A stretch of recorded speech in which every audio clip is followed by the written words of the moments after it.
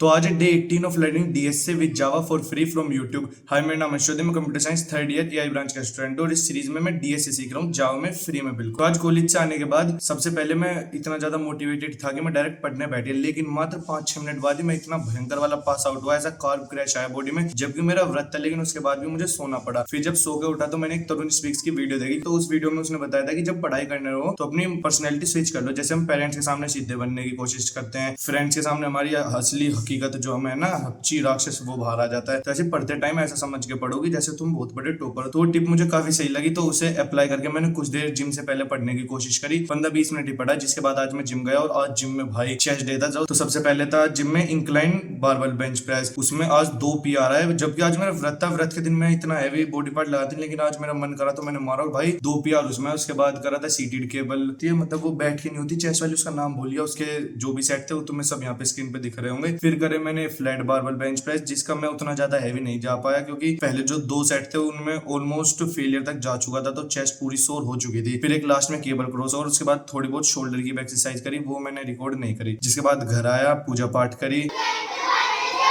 नवरात्रे चल रहे हैं ना, अब तो ये शोर उसका था। उसके बाद शाम को अपने बचे हुए स्टेप्स पूरे करके 8-9 हजार के आसपास स्टेप्स पूरे हो गए थे। फिर मैं फाइनली पढ़ाई करने बैठा सीरियस मूड से।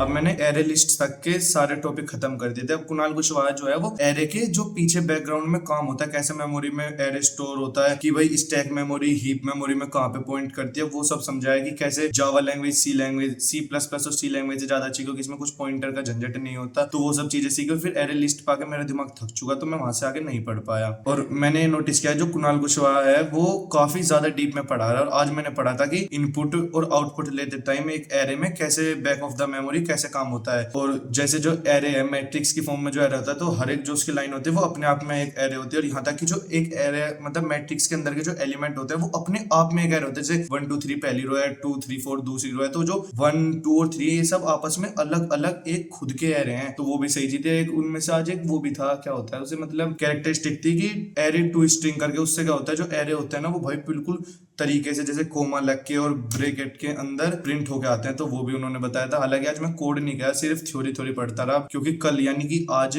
उसमें मैं वीडियो में क्वेश्चंस वाले पार्ट तक पहुंच जाऊंगा। तो आज मेनली क्वेश्चंस प्रैक्टिस होंगे। तब तक के लिए thanks for watching and stay hard.